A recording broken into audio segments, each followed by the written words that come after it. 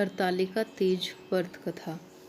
मान्यता है कि भगवान शिव ने माता पार्वती को उनके पूर्व जन्म के बारे में याद दिलाने के लिए यह कथा सुनाई थी, जो कुछ इस प्रकार है। भगवान शिव माता पार्वती से कहते हैं, हे पार्वती, तुमने मुझे वर के रूप में पाने के लिए घोर तपस्या की थी। तुमने अन्न जल त्याग कर सूखे पत्ते खाए। सर्दी में तुमने लगातार पानी में रहकर तपस्या की। वैसाख की गर्मी में पंचाग्नि और सूर्य के ताप से खुद को तपाया। सावन की मूसलाधार बरसात में तुमने बिना अन्न जल के खुले आसमान तले दिन बिताए। तुम्हारे इस घोर कष्ट वाली तपस्या से तुम्हारे पिता गिरिराज काफ़ी दुखी और बेहद नाराज थे। तुम्हारी इतनी घोर तपस्या और तुम्हारे पिता की नाराजगी को देखकर एक दिन नारद जी तुम्हारे घर आए। तुम्हारे पिता गिरिराज जी ने जब उनके आने का कारण जानना चाहा तो नारद जी बोले, हे गिरिराज, मैं भगवान विष्णु जी के कहने पर यहाँ आया हूँ। आपकी पुत्री की घोर तपस्या से खुश होकर भगवान विष्णु को उनसे विवाह करने की इच्छा है। इस बारे में मैं आपकी सहमति जानना चाहता हूँ।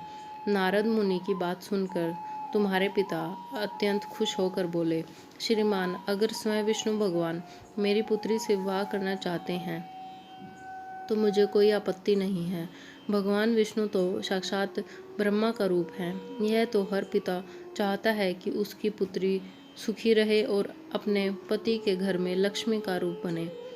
तुम्हारे पिता द्वारा स्वीकृति पाकर नारद जी विष्णु जी के पास पहुँचे और उन्हें विवाह तय होने के बारे में समाचार दिया। इस बीच जब तुम्हें इस बात की जानकारी मिली तो तुम बहुत ज़्यादा दुखी हो गई। तुम्हें दुखी देखकर तुम्हारी सहेली ने तुमसे दुख का कारण पूछा।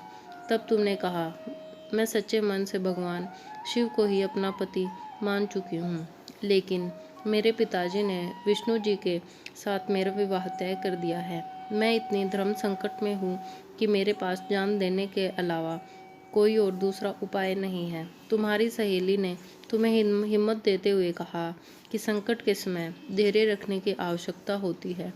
तुम मेरे साथ घने जंगल में चलो, जहाँ साधना भी की जाती है। वहाँ पर तुम्हें तुम्हारे पिता नहीं ढूंढ पाएंगे। मुझे पूरा भरोसा है कि भगवान तुम्हारी मदद अवश्य करेंगे। तुमने अपनी सहेली की बात सुनकर यही किया। तुम्हारे घर से यूँ चले जाने पर तुम्हारे पिता बहुत दुखी और चिंतित हुए, तो उस दौरान ये सोचने लगे कि मैंने अपनी पुत्री का विवाह विष्णु जी से तय करा दिया है। अगर भगवान विष्णु बारात लेकर आए और पुत्री यहाँ नहीं मिली तो बहुत अपमान सहना पड़ेगा। तुम्हारे पिता ने तुम्हें चारों ओर खोजना शुरू कर दिया। उधर तुम नदी किनारे एक गुफा में पूरे मन से मेरी आराधना में डूब गई। फिर तुमने रेत से एक शिवलिंग बनाया। रात भर तुमने मेरी स्तुति में भजन जागरण किया। तुमने बिना अन्न जल ग्रहण किए मेरा ध्यान किया। तुम्हारी इस कठोर तपस्या से मेरा आसन हिल गया और मैं तुम्हारे पास पहुंचा। मैंने तुम्हें तुम्हारी इच्छा का कोई वर मांगने को कहा। तुमने तब मुझे अपने सामने पाकर कहा कि मैं आपको सच्चे मन से अपना पति मान चुकी हूँ। अगर आप सच में मेरी तपस्या से खुश होकर मेरे सामने आए हैं तो मुझे अपनी पत्नी के रूप में अपना लीजिए। मैं तुम्हारी बात सुनकर तथास्तु कहकर कैलाश की ओर चला गया। तुमने प्रातः होते ही पूजा की सारी सामग्री नदी में प्रवाहित करके अपनी सखी के साथ व्रत का पारण किया। उसी वक्त तुम्हारे पिता गिरिराज जी तुम्हें ढूंढते हुए वहां पहुंचे। तुम्हारी हालत देखकर तुम्हारे पिता दुखी होकर तुम्हारे इस कठिन तपस्या का कारण पूछे। तुमने अपने पिता को समझाते हुए कहा, पिताजी, मैंने जीवन का ज़्यादातर समय कठिन तपस्या करके बिताया है। मेरी इस कठोर तपस्या का केवल एक ही उद्देश्य था, शिवजी जी को पति रूप में प्राप्त करना। मैं आज अपनी तपस्या की परीक्षा में खरी उतरी हूँ। आपने विष्णु जी से मेरा विवाह करने का निश्चय किया था, इसीलिए मैं आराध्य की तलाश में घर से दूर हो गई। अब मैं घर आपके साथ एक ही शर्त पर चलूँगी, जब आप महादेव के साथ मेरा विवाह कराने के लिए तैयार होंगे।